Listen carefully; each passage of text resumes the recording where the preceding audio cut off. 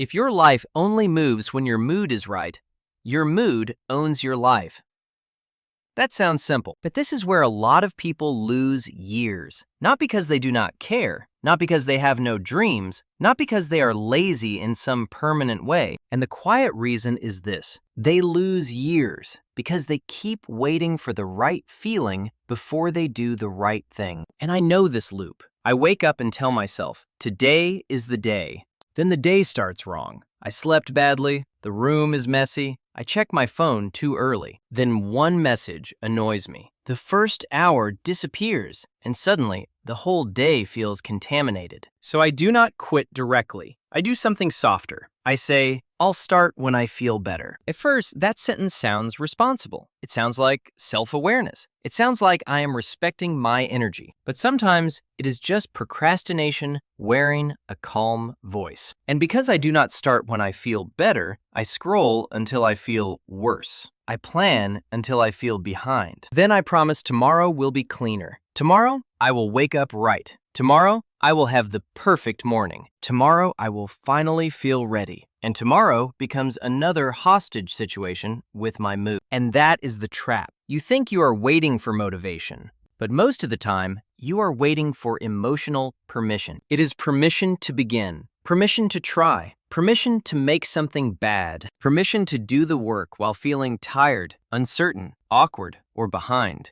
And because that permission never feels complete, you keep delaying. So you tell yourself, I need clarity first. But clarity often comes after you touch the work. Then you tell yourself, I need confidence first. But confidence usually comes after evidence. Then you tell yourself, I need energy first. But energy sometimes shows up after motion. You tell yourself, I need to feel ready. But ready is not always the entrance. Sometimes ready is the reward, and that is the part no one wants to hear. You may have to begin while your mood is still bad. You may have to write while you feel foggy. You may have to train while you feel average. You may have to study while you feel behind. You may have to send the message while your stomach is tight. You may have to clean the room while the room still makes you feel ashamed. So no, feelings are not fake. They are real. But real does not mean in charge. The better way is this: your feelings can be information without becoming instructions. For example, being tired may mean you need to lower the action. It does not always mean you need to abandon it. And being overwhelmed may mean the task is too big. It does not always mean the task is impossible. And being unmotivated may mean the first step is emotionally expensive. It does not always mean you should wait.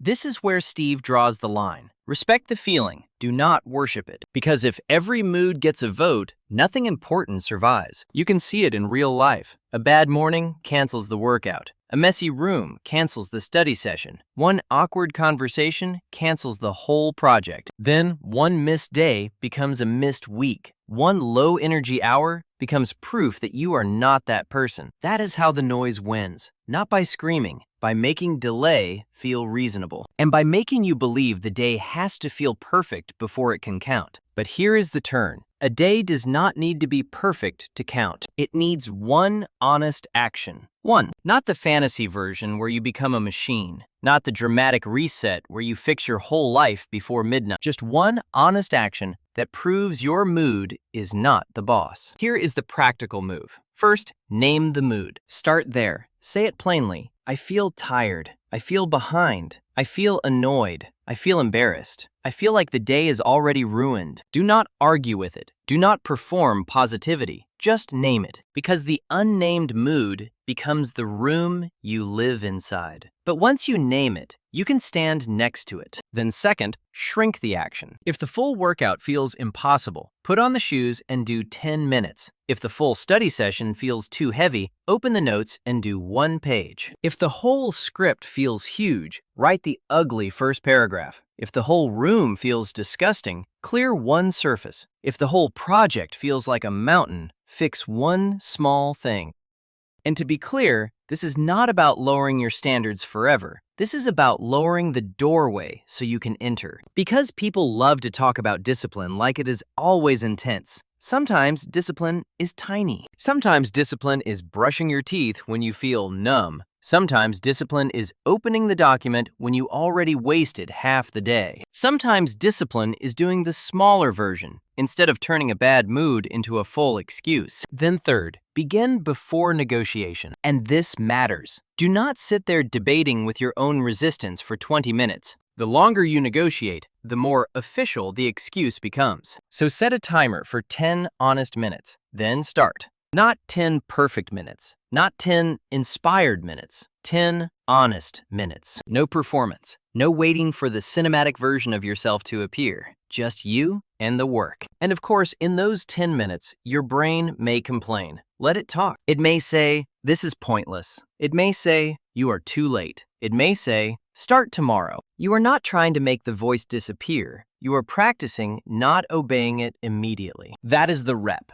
And that is where self-trust comes from. Not from feeling ready, but from keeping a small promise while you do not feel ready. Because every time you wait for the perfect mood, you teach yourself that your promises are optional. But every time you start small anyway, you teach yourself something different. You teach yourself, I can move while uncomfortable. I can begin while imperfect. I can keep the day alive after a bad morning. I can be tired and still do one honest thing.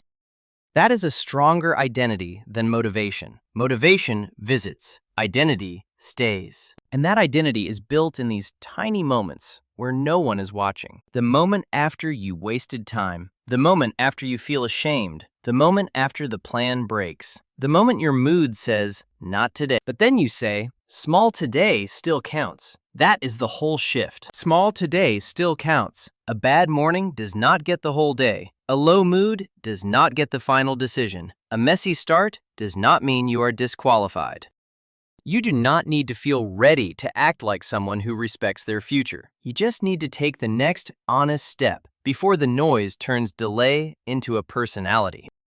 So today, keep it clean. Name the mood, shrink the action, start for 10 honest minutes. If after 10 minutes you truly need rest, rest clean. No guilt spiral, no fake productivity, no pretending to work while hiding in noise. But before you decide, do not give your mood total control before you have even begun. Give the work 10 minutes of evidence, then decide. Because you are not trying to become emotionless. You are trying to become someone who can feel the emotion and still keep a promise. And that is grown discipline. Quiet, small, real. Do not wait to feel ready. Start small enough to become ready.